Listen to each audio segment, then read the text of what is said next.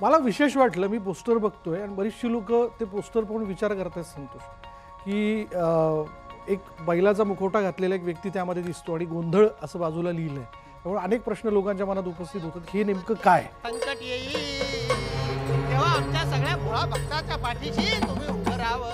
बऱ्याचशा गूढ गोष्टी आहेत हम्म. आणि त्या एक एक एक अशा अनफोल्ड होतील ना, तेव्हा त्या कला जे आपले रसिक असतील, सिने रसिक असतील, त्यांना ती मजा येणार. प्रत्येक गोष्ट तुमच्याकडे काहीतरी पेरतोय, तुमच्या ब्रेनला हिप्नोटाईज करतोय. पुढच्या 2 दिवस तुमच्याकडे बऱ्याचशा गोष्टी डिस्कशन करायला. आपल्या पाटलाच्या सर्जासोबत जमलं मग हा तसा पिरियडिक सिनेमा आहे. ओरिजिनल दिवट्या आणि ती टेंबे वापरले त्यामध्ये सगळे. तर आपल्याला त्या काळात घेऊन जाऊन त्या काळातलं जगण्याशी आपल्याला रुबरू करवतो हा सिनेमा. तुझं कॅरेक्टर ज्या पद्धतीने तू तो संवाद म्हटलेला आहेस की पाटील की सहजासहजी मिळत नसते, तो डायलॉग म्हणजे तुझ्या लक्षात राहिला याचंच मला आश्चर्य वाटलं. अरे यार, मला ना त्यातला तुझा तो टोन फार रहस्य निर्माण करणारा वाटला. मिळवायची असते सहजासहजी मिळत नसते. मला असं वाटतं की गोंधळ हा चित्रपट फार वर्षानंतर आपली भारतीय संस्कृती परंपरा आपल्या महाराष्ट्राची आयडेंटिटी घेऊन आलेला आहे. आपण साऊथ इंडियन फिल्म बद्दल नेहमी खूप म्हणतो की त्या मातीतले प्रश्न समस्या घेऊन बेमालूमपणे येतात. गोंधळ चित्रपट, मराठी चित्रपट हा महाराष्ट्राची आयडेंटिटी म्हणून पुढे ओळखला जातो.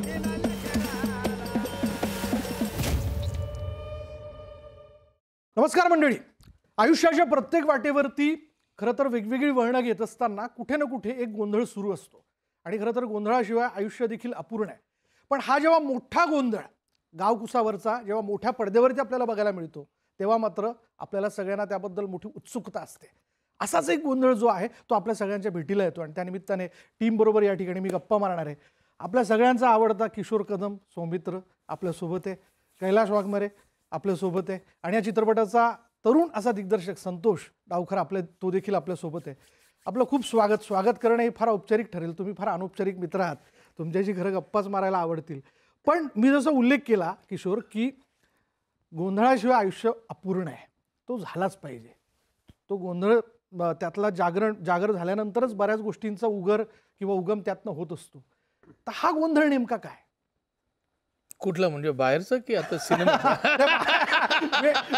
बातमीबद्दलचा गोंधळ वेगळा आहे, बाहेरचा आता जाऊ दे, त्याची चर्चा सुरू सिनेमाचा ना. सिनेमाचा गोंधळ मला जो हरवत चाललेला आहे, आपल्या जगण्यातून हरवत चाललेला आहे. म्हणजे आता आपण मॉल संस्कृतीमध्ये शिरलेलो आहोत आणि आपले जुने सण समारंभ, म्हणी, वाक्प्रचार सगळं जुनं आहे ते आपण घालवत चाललेलो, ते संकुचित पावत चाललेलं, वेळ कमी होत चाललेला आहे. गोंधळ जागरण म्हटल्यावर जागरण रात्रभर चालतं, रात्रभर ती कथा सांगितली, रात्रभर लोककला राबवली जाते, एन्जॉय केली जाते, अख्खं गाव जमतं. हे सगळं आपण हरवून बसलेलं आणि सिनेमा हा आपल्या जगण्याचं प्रतिबिंब आहे, आरसा आहे आणि त्या आरशातून आपलं खरं रूपच नाहीसं झालंय.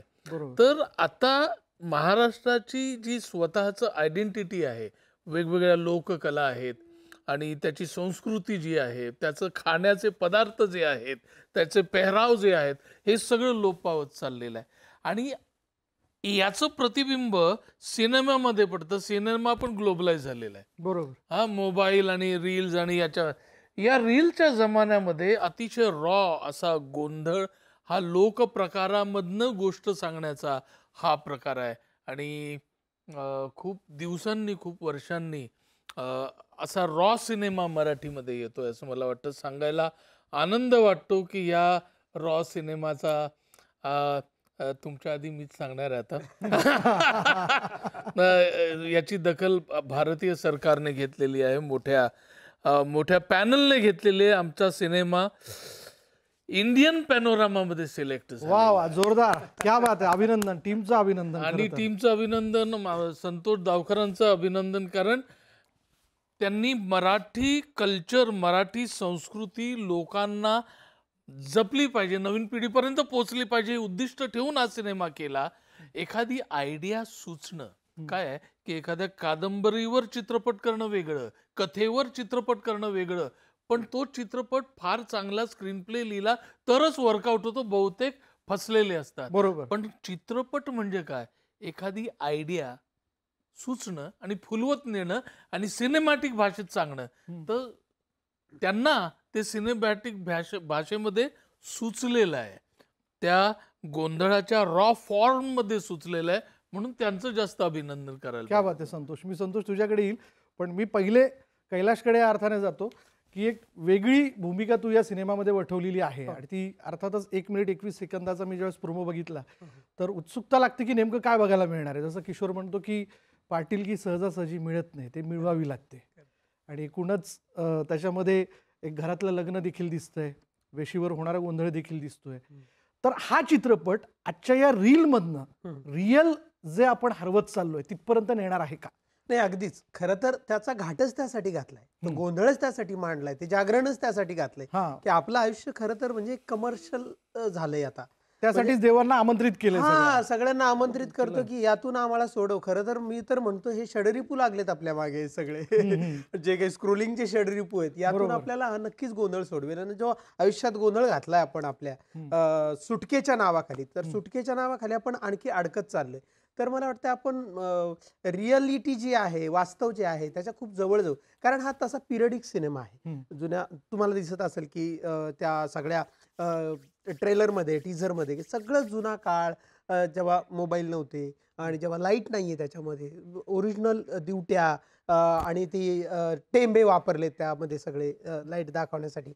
तर आपल्याला त्या काळात घेऊन जाऊन त्या काळातलं जगण्याशी आपल्याला रुबरू करवतो हा सिनेमा.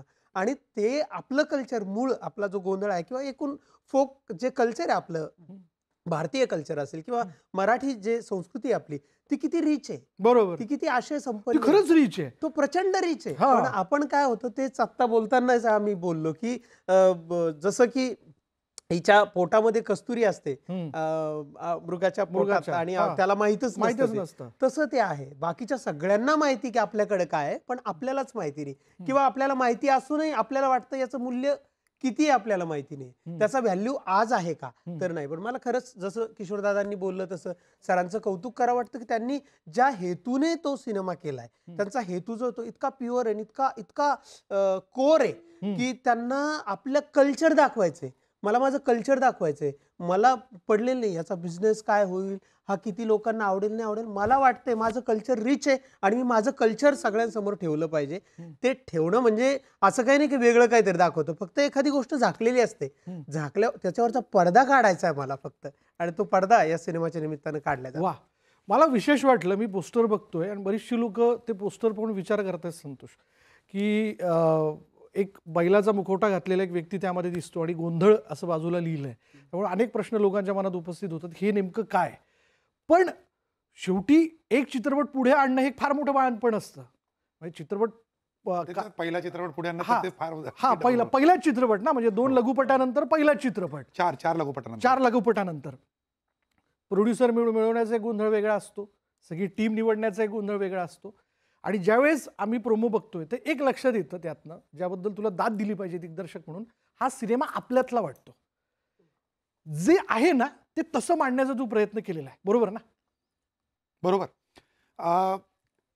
ज्यावेळेस मी अगोदरचे काही लघुपट बनवले होते ना, त्यावेळेस मी जगभरामध्ये ज्यावेळेस ते सिनेमे जो काही लघुपट तो घेऊन गेलो होतो, त्यावेळेस मला काही अनुभव आले होते आणि त्यावेळेस मी ठरवलं होतं की मी जे लहानपणी बघितलेलं आहे तो काळ जर आठवला आणि ते जे काही माझ्या डोळ्यामध्ये ते अजूनही ते दृश्य साठलेले आहेत. मी आजही लोक ते दिवट्या घेऊन जायचे, त्या पडलेल्या दिवट्या आहेत ना, त्या जवळ अशा आल्या का चटके बसतात, बरोबर. लोक टाकून देतात बरोबर. आणि नवीन दिवट्या पडवतात. हा. तर आम्ही ते उचलून आम्ही त्यांच्याबरोबर परत चालायचो त्या लोकांबरोबर, कारण आम्ही लहान असल्यामुळे आमच्यातच कोणी दिवट्या देत नव्हतं.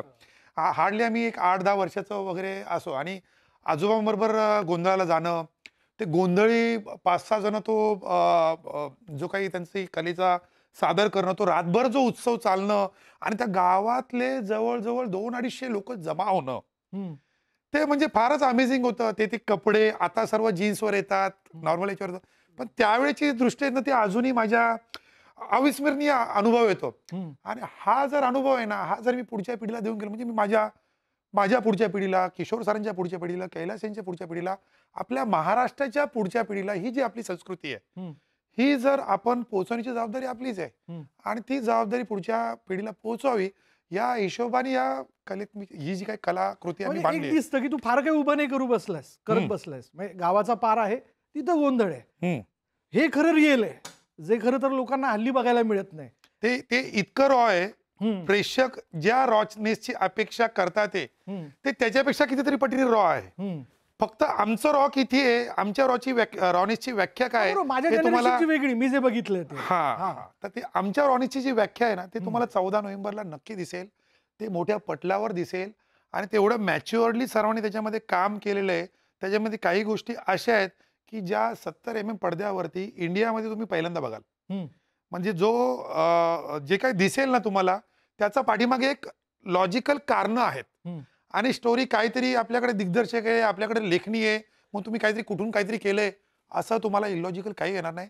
तुमच्या ब्रेनला आम्ही व्यवस्थितली कुठेतरी घेऊन जाऊ. हम्म. तुम्हाला एक 4Dचा एक्सपिरियन्स आम्ही नक्की देऊ, याच्याबाबतीत आम्ही नक्कीच कॉन्फिडंट आहोत. बर, पण मग तुझं कॅरेक्टर ज्या पद्धतीने तू तो संवाद म्हटलेला आहेस की पाटील की सहजासहजी मिळत नसते. तो डायलॉग म्हणजे तुझ्या लक्षात राहिला याच मला आश्चर्य वाटलं. अरे यार, आपण ज्याच्यावर प्रेम करतो ना आणि जो कॅरेक्टर म्हणून काहीतरी वेगळी भूमिका करणार आहे असं जेव्हा आपल्या लक्षात येतं तर आपल्याला साहजिक लक्षात राहतं. मला ना त्यातला तुझा तो टोन फार रहस्य निर्माण करणारा वाटला. हा, म्हणजे काहीतरी आहे त्यातलाही गोंधळ आहे. म्हणजे पाटील की सहजासहजी मिळत नाही.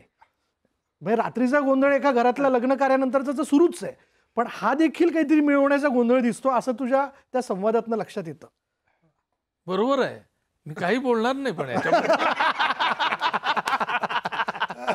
14 तारखेला बघ. कारण सिनेमामध्ये बऱ्याचशा गुड गोष्टी आहेत हम्म. आणि त्या एक एक अशा अनफोल्ड होतील ना, तेव्हा त्या कला जे आपले रसिक असतील, सिने रसिक असतील, त्यांना ती मजा येणार. हम्म. दर 5-10 मिनिटाला काहीतरी त्यांना नाविन्यतेचा अनुभव येईल. हम्म. याच्यातला एकही डायलॉग गोष्टीला सोडून नाहीये. हम्म. प्रत्येक गोष्ट तुमच्याकडे काहीतरी पेरतोय, तुमच्या ब्रेनला हिप्नोटाईज करतोय असा असेल. आणि याचा जो ज्यावेळेस कल एक एक गोष्टी उलगडतील ना, पुढच्या 2 दिवस तुमच्याकडे बऱ्याचशा गोष्टी राहतील डिस्कशन करायला. मी 2-3 बाजूंकडे येतो. यातले तंत्रज्ञ निवडताना तू विशेष काळजी घेतलेली आहे आणि मला असं कळतंय की काही तंत्रज्ञ जे आहेत ते महाराष्ट्राबाहेरचे पण आहेत, बरोबर ना? या बरोबर. सगळ्या ह्याच्यात जे हे काय- पहिल्यांदा मराठी सिनेमा करतायत. पहिल्यांदा मराठी सिनेमा ज्यांनी केलाय. मोठमोठ्या फिल्म्स केल्यात, सितारे जमीन पर केल्यात किंवा त्यांच्यासारख्या मोठ्या मोठ्या फिल्म्स केल्यात. जसं रसेल पकेटी बरोबर आमचे साऊंड डिझायनर जे आहेत, हा, त्यांनी स्लमडॉग मिलियनेअर आणि लाईफ ऑफ पाय वगैरे बरोबर. केलेली आहे. ऑस्कर मिळाला त्यासाठी हो, रसूल हो, बकोटीला. हो. आणि मग त्यांनी त्या लेवलला काम केले. याच्यामधले जो वाद्यांची लाईव्हनेस कशामध्ये असते माहिती का? हम्म. मी जर एखाद्या स्टुडिओमध्ये रेकॉर्ड केलं हम्म. आणि ते जर मी तुम्हाला ऐकवलं तर ते जास्त तेवढं अपील होत नाही. हम्म. तुम्हाला फॉर एक्झाम्पल सांगायचं म्हटलं तर गँग्स ऑफ वसेपूरचं तुम्ही जर म्युझिक ऐकलं हम्म. ते तुम्हाला समोर बघायला कदाचित थोडंसं एवढं नाही अपील होणार, हम्म. पण ते त्याच्यानंतर जे त्याचा एक लूप लागतो हम्म. हम्म. तर तो वेगळा असतो. बरोबर. आणि त्याच्याही पुढे जाऊन हम्म. एक लाईव्हनेस आणण्यासाठी कसं आहे की आपल्या ऑडियन्सला, मी ज्यावेळेस म्हटलं की 4Dचा आम्हाला एक्सपिरियन्स द्यायचा आहे, आमचा ऑडियन्स हा गोंधळात जाऊन बसलेच आम्ही फील देणार आहोत. बरोबर. प्रेक्षक म्हणून आम्ही फक्त प्रेक्षागृहात नसू, तर थेट आम्ही त्याच्यात सहभागी होऊ, आम्ही त्यातले गोंधळ घेऊ. बरोबर ना? तर त्याला मॅच्युअर्ड सिनेमा म्हणतात. इंटरनॅशनली मॅच्युअर्ड सिनेमा या अँगलने बघितला जातो. हं. तर आम्ही या अँगलनेच सर्व त्याची पण ज्यावेळेस तू treatment पहिल्यांदा त्यांना अप्रोच झाला, हा. म्हणजे मराठी सिनेमाबद्दल अर्थातच भारतभरात सगळ्यांनाच ठाऊक आहे खरं तर की हा सिनेमा, त्यातला आशय, त्यातली कथा किती समृद्ध आहे, विषय किती, त्यातलं वैविध्य किती आहे. मग काय त्यांच्या रिएक्शन्स होत्या? म्हणजे ज्यावेळेस तू अप्रोच झाला तर सहजासहजी त्यांनी हो म्हटलं, काय नेमकं म्हणजे? सर्वात पहिलं म्हटलं तर आमचे डीओपी हं. अमलेंदू चौधरी हं. त्यांनी फार चांगल्या हरिश्चंद्राची फॅक्टरी, न्यूड, त्याच्यानंतर ते हिंदीकडे वळाले. 9 वर्ष त्यांनी मराठी आणि तुझा सिनेमा पहिला केला सिनेमा नव्हता. होता ना अर्थात? आणि माझा पहिला सिनेमा असताना त्यांनी कथा ऐकली. माझी त्यांनी एक शॉर्ट फिल्म बघितली होती रेड चिलीज मध्ये, हं. ज्यावेळेस DI का चालू होतं. त्यावेळेस त्यांनी फोन करून मला सांगितलं होतं की मला फार ते जो क्राफ्ट आहे तो फार आवडला. सो ज्यावेळेस रात्रीचा सिनेमा आणि त्याला लाइटिंगची मॅच्युरिटी फार गरजेचं आहे. हं. तुम्हाला मॅच्युरिटी कम्स विथ एक्सपिरियन्स. हं. त्याच्यामुळे तुम्हाला इंटरनॅशनली जर तुमचा सिनेमा जो आहे तो ताकदीनिशी ठेवायचा आहे, हं. तर तुम्हाला टेक्निशियन जे आहेत, तांत्रिक ज्या गोष्टी आहेत त्या फार स्ट्रॉंगली ठेवाव्या लागणार. हं. तर मी अमलेंदू सरांकडे झालो, त्यांना पहिल्यांदा स्टोरी सांगितली. They got very happy about it. हं. They got ready. त्याच्यानंतर संदीप मेहर, हं. कला क्षेत्रात फार मोठं नाव आहे, ज्यांनी दंगल केला होता, छिछोरे फुकरे. महाराष्ट्रीयन असून त्यांनी एकही मराठी फिल्म केली नव्हती. अच्छा, त्यांची ती पहिलीच फिल्म म्हणजे त्यांची तुझी? ही पहिली फिल्म. हा. तर त्यांनी जो तिथे काम केलं ना, तुम्हाला सिनेमा याच्यामध्ये दिसेल, तुम्हाला बारीक बारीक डिटेलिंग ती तुम्हाला दिसणार. त्याच्यानंतर जयेश ढाकण, हं. त्यांनी तुम्ही IMDbला बघा, जवळजवळ 30-40 सिनेमा केले, सर्व सेलिब्रिटीचे सिनेमा केले ॲज अ साऊंड डिझायनर. आणि इंटरनॅशनल त्यांचा लाईफ ऑफ पाय आणि स्लमडॉग मिलेनियर परत बिचम हाऊस वगैरे सारख्या वेबसिरीज त्यांनी कोलॅबरेशन केलेल्या आहेत युकेच्या पोस्ट प्रोडक्शनचा प्रोडक्शन हाऊस बरोबर. त्यांची सुद्धा ही पहिली मराठी फिल्म आहे. त्यांनी सुद्धा अप्रतिम काम केलेलं आहे. श्रीकांत देसाई ज्यांनी छावा नुकतीच केली होती आणि ज्यांना सॅम नॅनक्षांसाठी आता राष्ट्रीय पुरस्कार मिळाला. हो मेकअप करता मेकअप करता म्हणजे ह्या ज्या गोष्टी आहेत ना या फार बारीक गोष्टी आहे. आणि मग त्यावेळेस आहे ना मी आणि पण या गोष्टीचं मोकळ्यावरून क्रिएटिव्हिटीकडे लक्ष देऊ शकतो. आणि इलाई राजा अरे मी तर इलायराजामध्ये ते गॉडच आहेत. त्यांनी मला 15 मिनिटं दिले होते. मी तर फार अनुभव आहे. अनुभवी लोकांना प्रोडक्ट आणि माणसं ओळखता येतात असं मला वाटतं. असा माझा कयास आहे. ज्यावेळेस मी गेलो त्यांनी मला 15 मिनिटं दिलं होतं. मी छानसं प्रेझेंटेशन बनवून गेलो होतो. कारण मला एवढं माहिती आहे की मी कोण आहे. पहिल्यांदा ज्यावेळेस मी त्यांच्या समोर जातोय, मी या टेक्निशियन समोर जातोय, मी काय केलंय, मी 3 सिनेमा बनवलेत, कोण माझ्यावर डायरेक्टली झटकन विश्वास ठेवणार. तर मी काय प्रॉपर एक प्रेझेंटेशन बनवलं होतं. त्याच्यामध्ये अशी गोंधळांची वाद्य होती, स्केच आर्टिस्टकडून करून घेतली होती. बाजूला थोडक्यात छोटीशी अशी माहिती होती. मग आम्हाला सिनेमा का बनवायचा, कारण सिनेमा हे समाजाचं प्रतिबिंब असतं आणि आपल्या काही जबाबदाऱ्या ज्या आहेत, ज्या समाजाला तुम्हाला दाखवायचे, काही गोष्टी तुम्हाला रुजवायच्या आहेत पुढच्या पिढीसाठी, तर सिनेमा हे सर्वोत्कृष्ट माध्यम आहे. आणि त्यांना माझी जी शॉर्ट फिल्म होती अज्ञात, तिचं एक ट्रेलर मी त्यांना दाखवलं होतं. त्याच्यामध्ये ती वाद्य होती जी आम्ही गोंधळात वापरलेली आहे. बरोबर, त्यांना नवीनच असतील ना. सो त्यांनी मला, त्यांच्यासाठी नवीन नाहीये, त्यांच्यासाठी ती वाद्य त्यांनी लगेच, मी त्यांना सांगितलं sir this is the backdrop of my film, हे इन्स्ट्रुमेंट मला लागतात आणि मला हे फार रॉ पाहिजे. मला एकही म्युझिक असं नकोय की जे आजच्या वाद्याने वाजले, असं मला लाईव्ह म्युझिक करायचंय. सो ते त्यांना भावलं फार. त्यांनी अज्ञाचा ट्रेलर बघितलं, ते म्युझिक त्यांना, कारण ते आम्ही फार रॉ सिंगर्स कडून गायलं होतं. 400 रुपये मी त्या सिंगर्सला त्यावेळेस दिलेलं 2016 मध्ये, मला आठवतंय. पण तुम्ही त्याचा आजही ट्रेलर बघा, ते असं अंगावर येतं. सो हे त्यांना फार भावलं. ते बोलले मी 2 दिवस मला हे सर्व बघायचंय. इलायराजासारखा माणूस ॲट द एज ऑफ 82, त्यांच्या घरी मी होतो. सीएम तिथे कॉन्व्हॉय सहित येतात. म्हणजे मी ज्यावेळेस कोणी येतं तर मला बाजूला व्हायला लागायचं, कारण मी तर फार, आणि एवढे मोठी माणसं येतात ते सर्व बघून असं मी फार व्हायचं. सीएम येतात, ते त्यांचा कॉन्व्हॉय येतोय, त्यांना भेटतात, ते कमल हसन वगैरे सारखे तिकडे त्यांच्या घरी जाऊन त्यांच्या स्टुडिओमध्ये. आणि संडेला मी पण प्रेफर करतो, सॅटर्डे संडे थोडं जायला यायला पण बरं पडतं. तर त्यावेळेस सर्व कॉन्व्हॉय यायचा. ते त्यांना हार्डली 5-10 मिनिटं द्यायचे. पण त्यांनी मला नाही, गोंधळाला 14 दिवस दिले. नुसत्या गोंधळाला, फक्त गोंधळ या चित्रपटाला त्यांनी 14 दिवस दिले. त्यांनी मला एवढं मायक्रो वर्क केलंय त्यांनी त्याच्यावर. त्यांनी मला स्टेटमेंट दिलं की we enjoy this kind of, जे काही फिल्म्स असतात ना, या फिल्म्सवर काम करायला आम्ही एन्जॉय करतो. ते बोलले मी कमल हसन यांच्या 100 पेक्षा जास्त फिल्म्स केल्यात. बरं. मी रजनीकांत यांच्या 110 पेक्षा जास्त फिल्म्स केल्यात. मी 3 पेक्षा जास्त दिवस कुठल्याही डिरेक्टरला दिलेले नाही. मला त्यांनी 14 दिवस दिले, टायमाने दिले. एक पहिल्या 10 दिवसाचं काम संपले म्युझिक, त्याच्यानंतर दिलं. व्हेनेवर आय मेसेज हिम, त्यांचा रिप्लाय काय, Santosh whatever you require changes you just tell me, we will do it for you. क्या बात आहे. We will do it for this film. एवढी मोकळीक दिलेली होती. हा, एवढी मोकळीक दिली होती. तू मला एवढं गृहीत धरू शकतोस. म्हणजे ॲट द एज ऑफ 82 मी फक्त, मला वाटायचं की सर हा इथे नाही बसत आहे, हे इथे बसतंय, मी कोणीच नाहीये. त्यांना ह्या पहिल्या फिल्मला मी त्यांना हे सांगणं की असं नाही सर, हे असं होऊ शकतं का, ह्या अप्रोचने जरी गेलो तरी ते त्याला तयार असायचं. कारण कधी कधी काय आपल्याला भीती वाटते की बाबा एवढ्या मोठ्याला सांगणं म्हणजे. आणि बऱ्याचदा म्युझिक डिरेक्टरचं काय असतं की त्यांचा एक अनुभव आहे. हो. आणि आपले महाराष्ट्रातले कितीतरी म्युझिक डिरेक्टर एकत्र केला तरी त्यांचा इतका टोटल अनुभव होणार नाही. बरोबर. कारण त्यांनी गाव जाऊन परफॉर्मन्स केलेले आहेत. त्याच्यानंतर एक 60-70 वर्षाचा अनुभव आहे.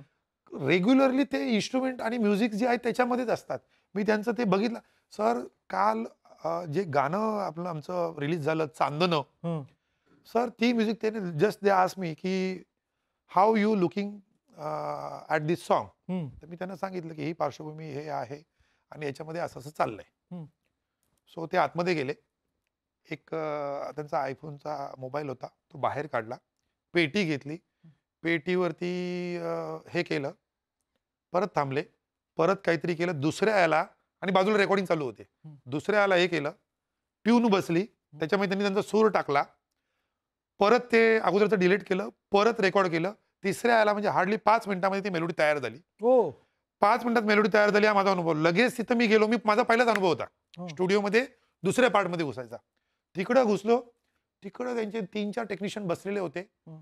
त्यांना ती म्युझिक त्यांनी व्हॉट्सअप केली, त्यांनी ती त्यांच्या स्क्रीनवर घेतली आणि मग त्यांनी ते इन्स्ट्रुमेंट्स एक एक त्यांना इन्स्ट्रुमेंट टाकायला सुरुवात केली. संध्याकाळपर्यंत गाणं तयार. क्या बात. अजब आहे ना, ही मोठी माणसं म्हणजे फारच वेगळ्या पद्धतीची असतात. आणखीन एक गोष्ट सांगतो मी तुम्हाला, हा ते चालू करायच्या अगोदर त्यांनी ट्यून दिली, हा त्यांनी त्यांचं ते नोट्स काढल्या, हं. त्यांचं संगीताचं त्यांनी नोट्स संगीताच्या भाषेमध्ये लिहिल्या आणि मग म्हणजे ते जे म्हणतात ना, मी मॅजिक होताना बघितलंय, हे पुन्हा कधी होईल I don't know. The Ilaiyaraaja. The Ilaiyaraaja हा. गोंधळामुळे हा मला त्या व्यक्तीचा 14 दिवस अनुभव भेटला आणि जस्ट ते सहजली बनवता तो. तर हा जो आणि at the age of 82 if I explain him ना, की मी जर त्यांना सांगितलं ना, सर इथे आहे ना, इथे कॅरेक्टर हे असं येते, असं येते आणि कॅरेक्टरच्या मनामध्ये हे चाललंय आणि ह्या कॅरेक्टरच्या मनात, no need to tell me again, you told me this same thing 12 days back. So बाप रे, म्हणजे कधी कधी लोक बिझी त्यांच्याकरता ही पहिलीच मराठी फिल्म ना ही. त्यांच्याकरता कदाचित दुसरी पण असू शकते, शकते. पण ह्या दाटणीची ते बोलले की ह्या दाटणीची ही पहिली फिल्म आहे आणि बरेच लोक स्क्रीन प्लेला महत्व देत नाही. त्यांनी फक्त काही मला बघून किंवा कोण टेक्निशियन काम करतात त्यांच्यासाठी फार मोठं मोठं टेक्निशियन काम केलेलं असतं. बरोबर. इव्हन ए आर रहमान त्यांच्या बाजूला बसून 500 ते 550 फिल्म्स त्यांच्याबरोबर करताना होते. पण just because of screen play ते या प्लॉटवर आले. मग तुम्ही विचार करा, इलायराजासारखा माणसाला स्क्रीन प्ले आवडला तर आपल्या रसिकांना तो किती प्रमाणात अपील होणार आहे. मला असं वाटतं त्या 20 दिवसाच्या सगळ्या प्रक्रियेवरती तुझी स्वतंत्र मुलाखत होऊ शकते संतोष. बापरे. पण मी आता कैलासकडे येतो, कारण ह्या सगळ्या गोष्टी प्रेक्षक म्हणून तुम्ही या सगळ्या प्रोसेसमध्ये ऐकल्याच असतील, पण मला ऐकण्याची संधी मिळाली. संगीताचा विषय निघालेला आहे कैलास, आवाज फार सुरेख लागतो. मला असं वाटतं की काहीतरी झालं पाहिजे या चित्रपटात खरं किंवा तर काय. या सिनेमाच्या निमित्तानं मी जवळजवळ 26 ते 27 गाणी यात गोंधळाची जी गाणी जे कुठेतरी बॅकड्रॉपला चालू आहे, हा, समोर आणि हे कथानक सुरू चालू आहे. आहे. पूर्ण सिनेमाभर गोंधळ सुरू आहे आणि त्याच्या अवतीभोवती गोष्ट घडते. तर त्यात मी लाईव्ह गायलंय बरं, आणि त्या निमित्ताने मी 26-27 गाणी पाठ केली क्या बात आहे. आणि त्या ओरिजिनल गोंधळ्यांसोबत बसलो आणि काय काय वेगवेगळं ऐकलं. मी खूप ऐकलं होतं गावी असताना, पण हे जे यांच्याकडचं जे होतं तू मूळचा मी जालन्याचा मराठवाडा आपला. हो, मराठवाडा. जालन्यात छोटंच गाव आहे चांदे नावाचं, तिथला मी खूप ऐकलेलं होतं. पण यांच्याकडनं जे ऐकलं ते आणखीच खूप रॉ होतं. जसं सर बोलत होते की एकदम रॉ गोष्टी, एकदम रॉ, जे ओरिजिनल आहेत, ज्याला कुठलाही आणखी आधुनिकतेचा स्पर्श झालेला नाही, अशा त्या गोष्टी होत्या. आणि त्या डायरेक्ट शिरतात हो मध्ये डायरेक्ट, आणि त्या असं एकदा गेलं की ते डायरेक्ट सुरू होतं. त्यातलं एक मला जे खूप आवडलेलं होतं, हा, वेड भानू नग लावलंय मला मला मला मला, काय सांगू माळसा तुला. अगं वेड भानू नग लावलंय मला मला मला मला, काय सांगू माळसा तुला.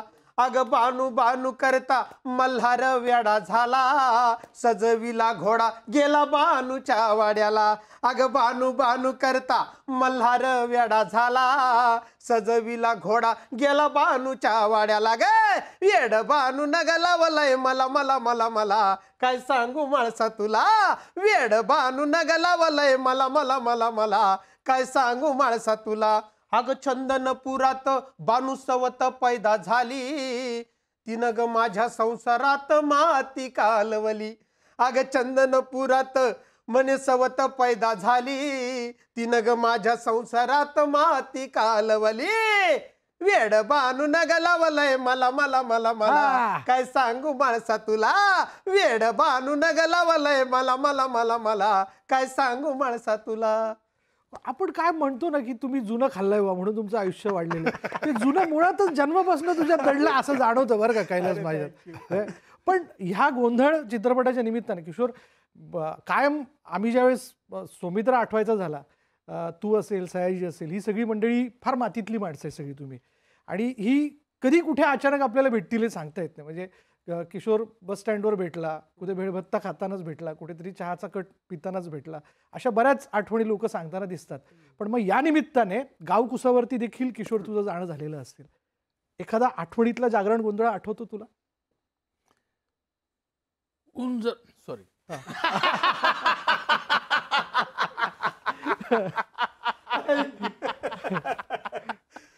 अरे मी गोंधळ आमच्या गावी एन्जॉय केलेला आहे. मी कालपासून इंटरव्ह्यू मध्ये सांगतोय की माझ्या आई वडिलांनी वन फाईन मॉर्निंग मला समोर बसवलं, म्हणाले, हे बघ, आम्ही पूजा अर्चा उपास तापास जे काय करतो त्याच्यामध्ये तू कधी काय भाग घेतला नाही, आला नाही, काय नाही. आमच्यासाठी आई वडील म्हणून तू जरा तरी काय ऐकशील का नाही जाण्याच्या आधी आम्ही असं इमोशनल बॅक. म्हटलं काय आपला बघ, इकडे जावळीचा खंडोबा आहे, तुळजाभवानी आहे, आणि वणीची देवी आहे, परत त्र्यंबकेश्वर आहे, इकडे सगळं जाऊया एकत्र, सगळ्यांनी जायला पाहिजे, तशी पद्धत असते. मी म्हटलं मी तुमच्या बरोबर नाही येणार, मी एकटा जाऊन येईन. ठीक आहे, मग एकट्याने तरी जा, पण एकदा जा, आमच्या समोर जा. आणि मग मी एक एक देव स्वतः एकटा त्यांच्या समाधानासाठी करत करत गावी पोहोचलो. आणि शेवटच्या दिवशी त्यांना माहिती होतं मी कधी पोहोचणार आहे गावी. त्या दिवशी गोंधळ होता, जागरण गोंधळ होता, आणि त्या वाड्याच्या समोर ते सगळं विधी गाव जमलेला होता. आणि रात्रभर गोंधळ चालू असताना त्या दिवटीमध्ये तेल टाकायला, तर रात्रभर मला तेल, आणि मी ते करत करत करत श्रीरामपूरला पोहोचलो होतो सुमतीबाई लांडेंकडे. तिकडे पठारे सर आले होते आणि मी ते सगळं सांगितलं त्यांना, असं ते म्हणाले चल आम्ही पण येतो. आणि रात्रभर तो गोंधळ, त्याला उपस्थित होते ते बसून त्यांनी बघितलंय. रात्रभर मी तेल विल टाकतोय. आणि मे महिन्याच्या सुट्ट्यांमध्ये तळेगाव दिघी माझं गाव, मी जेव्हाही जायचो तेव्हा मी हे सगळे प्रकार पाहिलेले आहेत. गोंधळ, कुठे तमाशा जत्रेमध्ये छोटासा, ते पाहिलेलं आहे. तर माझ्या ओळखीचं होतं ते म्हणजे तिथेच लहानाचा मोठा नसलो झालो तरी माझ्या ओळखीचं होतं ते. पण त्या गोंधळाच्या सगळ्या विधीतला असा कुठला भाग आहे जो तुला फार अपील होणारा वाटला, तुला आवडणारा होता? तो काय होतं माहिती नाही, रात्रभर ती कथा चालते बरोबर. आणि मग बसून मी तेल घालतोय, मला अजून आठवतंय तो वाघ्या मुरळी असे बोलतात, चौघ वाजवतात, बोलतात, मी बसलेलो आहे, ते मध्ये चहा आला, मग हा गातोय, कथा थांबली, हा चहा घ्या मंडळी, आणि मग तो गाण्यातच म्हणतो चहा घ्या मंडळी, म्हणजे बोलता चहा चाललो त्यांच्या घरी, हा चहा घ्या मंडळी. काय लोक आहेत यार, हे त्यातनं बाहेरच येत नाहीत. तर ते असे प्रकार जे इन्स्टिंक्ट आहे ना त्यांचं, दॅट इज व्हेरी इम्पॉर्टंट. त्या सुरात ते बोलून जातात. हा, मग तो जी फ्रिक्वेन्सी पकडलेली असते ती कुठेही अशी वर खाली होत, बाहेरच येत नाही. त्यात ते जे काही असं तनमनानं जे काही शिरलेले असतात ते त्यामध्ये, त्यांना खरं तर मनातून त्यातून निघायचंच नसतं बाहेर. आणि चहा सारखं हे प्रलोभन त्यांना बाहेर नाही काढू शकत. पण त्यामध्ये गमतीशीर भाग असतो कैलास, तुलाही माहिती असेल तो, की मग घरातलीच लोक 10-10, 20-20 रुपये, 30 रुपये जे त्या गोंधळाच्या हातात ठेवतात, आणि घरातल्याच त्या लोकांना ते चिमटे काढतात काही. तर ते फार गमतीशीर असतं बरं का. म्हणजे घरातल्या जाऊच्या नावाने, ननंदेच्या नावाने, म्हणजे जे खरं तर समोरासमोर येऊन बोलणं कधी होत नाही. ते बोलूही शकत नाही, मानपान तो ठेवायचा असतो, पण मग बोलायचं तर या माणसाच्या मार्फत चिमटे काढायचे. हे पण त्या गोंधळातलं फार सुरेख असतं. 100 रुपये 200 रुपये देऊन असे काढतात ना हा, चिमटे काढतात. ते गोंधळाचं पण बघतं की 100 रुपये दिले, मग अशी काहीतरी उतरी का, जेव्हा लवकर 100 रुपयाची उतरी परतवायची असेल 200 रुपये आणा, बरोबर. समोरचा माणूस बरोबर 200 रुपये आणून देतो, आणि इकडे परत ज्याचे 100 रुपये गेले त्याचीच लावून मोकळा होतो. 50 दिले, तिने 50 दिले, अजून यांना बोलायचं 100 द्या, असं वगैरे ते गमतीत फार. आणि मी असं पण ऐकलेलं आहे, तुला ती बाई काही साधी वाटते का, गळ्यातल्या डोरला फेकून मारेल तुला, एवढे पैसे तुझ्याकडे, असे पण असतात गोष्टी. त्यात ते ह्युमर एवढा भरलेला असतो. खरं तर ते मनोरंजन करत करत करत करत सकाळपर्यंत त्यांना ते न्यायचं असतं. सगळेच आपल्या लोककला जर तुम्ही बघितलं तर सगळ्याच रात्रभर तमाशाही पूर्वी रात्रभर चालायचा, सकाळी सकाळी वगनाट्य व्हायचं, आणि म्हणजे रात्री हसत हसत हसत सकाळी रडत घरी यायचो. मला आठवतं माझा पहिला तमाशा माझ्या वडिलांनी मला दाखवलेला. मी आजारी होतो, आणि गावाकडे असं असतं मुलांनी तमाशा बघायचा नाही, आणि मी आजारी होतो, काही होत नव्हतं काही बरा. वडील अचानक म्हटले, जत्रा होती जवळची, वडील म्हटले तमाशा पाहायला चालतो का. माझं आजार पण गेलं, सायकलवर बसलो. कोणत्या एज मध्ये? मी मला वाटतं 8वीला असेल मी. अच्छा. 8वीला असेल मी. आणि म्हणजे वडिलांचं तमाशा बघायचं वय होतं. अरे किशोर एकही संधी सोडत नाही. किशोर कधी काय टाकेल हे सांगता येत नाही. काय टाकेल सांगता येत नाही. जत्रेत गेलो, तमाशा बघितला. पहिला तमाशा होता माझा मंगलाबाई बनसोडे. अच्छा, मंगलाबाई बनसोडे. मंगलाबाई बनसोडे. त्यानंतर वा. भिका भीमा, काळू बाळू हे हो, सगळे हो, सगळे हो, तमाशे हो. बघितले.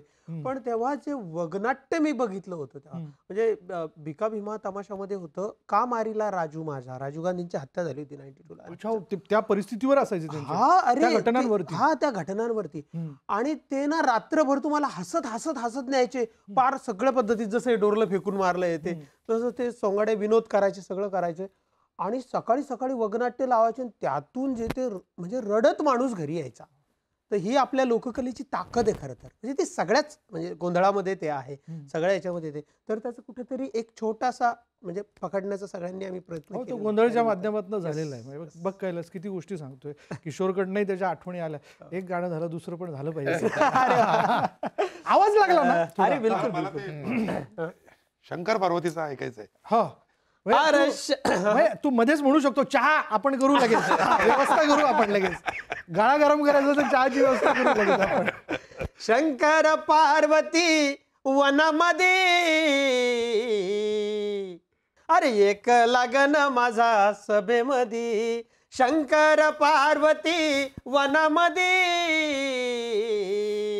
एक लगन माझा सभेमध्ये. अरे गणान घुंगरू हरवला, अरे गणान घुंगरू हरवला. अरे हरवलं बहु हरवू द्या, परगणाला सभेमध्ये घेऊन या. हे हरवलं परी हरवू द्या, परगणाला सभेमध्ये घेऊन या. हे शंकर पार्वती वनामध्ये, एक लगन माझा सभेमध्ये. पहाडासारखा आवाज आहे गड्या तुझा. फारच सुरेख, फार मस्त. काय गुरुजी बघा, त्यांनी काहीतरी दिलं, तुम्ही सोबत आहे. काय शिदुरीत नाही एक एक गोष्टी बाहेर पडतात. तर तुम्ही समोर म्हणल्यानंतर प्रेक्षक मला म्हणतील की अरे किशोर कदम समोर होते, काय घेतलं नाही, कविता घेतली नाही, काही घेतलं नाही, काही वाचलेलं विचारलं नाही. माझ्यावरच नाराजी असेल सगळ्यांची. ती खप्पा मर्जी घेऊन कुठे फिरत बसणार मी. सॉरी, तेच रात्र झाली, रात्र येते परत. संध्याकाळ झाली. संध्याकाळ झाली. अरे काय बोलू आता. जगायास तेव्हा खरा अर्थ होता, निरर्थासही अर्थ भेटायचे. वा. तुम्ही नाही ऐकलंय? नाही ऐकलेलं मी. तुम्ही मला फक्त ऍक्टर म्हणून ओळखता, हे खूप चांगलं आहे. सगळे मला कवी कवी कवी म्हणून बाजूला काढतात, तुम्ही मला फक्त ऍक्टर म्हणून ओळखता, हे खूप चांगलं आहे. म्हणून तुम्ही ऐका. जगायास तेव्हा खरा अर्थ होता, निरर्थासही अर्थ भेटायचे. मनासारखा अर्थ लागायचा अन मनासारखे शब्दही आहे. वा वा वा वा वा. नदी सागराचे किनारे कधीही मुक्याने किती वेळ बोलायचे. निघोनी घरी शेवटी जात असता वळूनी किती दातरी पायाचे. मनाचा किती खोल काळोख होता, किती काजवे त्यात चमकायचे. मनाभोवती चंद्र नव्हता तरीही मनाला किती शुभ्र वाटायचे. जगायास तेव्हा खरा अर्थ होता, निरर्थासही अर्थ भेटायचा. बरं वाटतं बघ, आमचा बातम्यांचा सगळा गोंधळ सुरू असतो, त्यामध्ये असं काय ऐकायला मिळालं की मग बरं वाटतं जरा. चला, एक नवीन श्वास जो आहे तो या शब्दांच्या माध्यमातून घेता येतो. तुम्हाला सगळ्यांना खूप खूप शुभेच्छा. पण मला असं वाटतं की कॅप्टन ऑफ द शिप ते आहेतच, पण काय तुला जाता जाता अपील करावं असं वाटतं गोंधळ? मला असं वाटतं की गोंधळ हा चित्रपट फार वर्षानंतर आपली भारतीय संस्कृती, परंपरा, आपल्या महाराष्ट्राची आयडेंटिटी घेऊन आलेला आहे. आपण साऊथ इंडियन फिल्म बद्दल नेहमी खूप म्हणतो की त्या मातीतले प्रश्न, समस्या घेऊन बेमालूमपणे येतात. आणि मला वाटतं की गोंधळ चित्रपटानंतर गोंधळ चित्रपट, मराठी चित्रपट हा मराठीची, महाराष्ट्राची आयडेंटिटी म्हणून पुढे ओळखला जाईल. वा, क्या बात आहे. मंडळी, मी या चित्रपटाबद्दल सांगताना एवढंच म्हणेन की ही सगळी माझी मित्रमंडळी आहेत. आणि मी या अर्थाने स्वतःला खरं तर भाग्यवान समजेन की अगदी अनौपचारिक होऊन या सगळ्या मंडळींशी मला यांच्या कलाकृतीबद्दल बोलायला मिळतं. कोणती एक कलाकृती उभी करत असताना एक फार मोठा गोंधळ असतो. हा गोंधळ फार सुरेख पद्धतीने साकारलेला आहे. तुम्ही सगळ्यांनी आवर्जून तो थिएटरमध्ये जाऊन बघा. तो OTT वरती कधी येईल, इथे आपल्याला दुसरीकडे कुठे बघायला मिळणार आहे का याची वाट बघत बसू नका. आपल्याला जर यातले गोंधळी होऊन प्रहाराचा जो काही लंगर तोडला जातो, सगळ्या देवांचा जो काही आशीर्वाद मिळतो, त्याचे जर साक्षीदार व्हायचं असेल तर प्रेक्षक म्हणून याला उपस्थित होणं फार आवश्यक आहे, असं या सगळ्यांच्या वतीने मी देखील आपल्याला सगळ्यांना सांगणार आणि आहे. सिनेमॅटिक एक्सपिरियन्स जर तुम्हाला घ्यायचा असेल पडद्यावर, मोठ्या पडद्यावर. OTT वर तर बघूच शकतो, हा. परंतु सिनेमा, ग्रँड सिनेमा म्हणजे काय जर बघायचं असेल, लोककला म्हणजे, तर तुम्हाला थिएटरमध्ये गोंधळ थिएटरमध्ये जाऊन बघायला पाहिजे. बरं, मी शेवट वगैरे असं काय करणार नाही. आपण 2 झाली, तिसरा आणखीन काय मिळतं का त्याच्यावरतीच एंड करूयात आपण. त्याच्यावरती त्याच्यावर मलाही आवडते, कारण मी खूप एन्जॉय केलंय हे. मी प्रचंड एन्जॉय केलंय आणि मला कायम असं वाटतं जेव्हा तुम्ही एन्जॉय करता तेव्हा ऑडियन्स एन्जॉय करतो. त्यामुळे मी प्रचंड एन्जॉय केलाय गोंधळ. हे मला खूप आवडलेलं आहे गोंधळ मधलं. खंडेराया भोळ्या देवा, खंडेराया भोळ्या देवा रे चला मंदिरी. खंडेराया भोळ्या देवा रे चला मंदिरी. 6 महिन्यानं सोमवती येती, देव कऱ्हेच्या आंघोळीला जाती. 6 महिन्यानं सोमवती येती, देव कऱ्हेच्या आंघोळीला जाती. अवतार धरुनी दैत्य मारुनी, अवतार धरुनी दैत्य मारुनी रे चला मंदिरी. अरे खंडेराया भोळ्या देवा हो चला मंदिरी. वा वा. बानुमाळ सा देवाच्या नारी, मध्ये बसले देव मल्हारी. भानुमाळ सा देवाच्या नारी, मध्ये बसले देव मल्हारी. अवतार धरुनी दैत्य मारुनी, अवतार धरुनी दैत्य मारुनी ग चला मंदिरी. खंडेराया भोळ्या देवा रे चला मंदिरी. हे खंडेराया भोळ्या देवा, खंडेराया भोळ्या देवा रे चला मंदिरी. खंडेराया भोळ्या देवा रे चला मंदिरी. वा वा. चला मंडळी, या गोंधळाचे साक्षीदार होऊयात, हा गोंधळ पाहूयात. पहा फक्त न्यूज 18 लोकमत.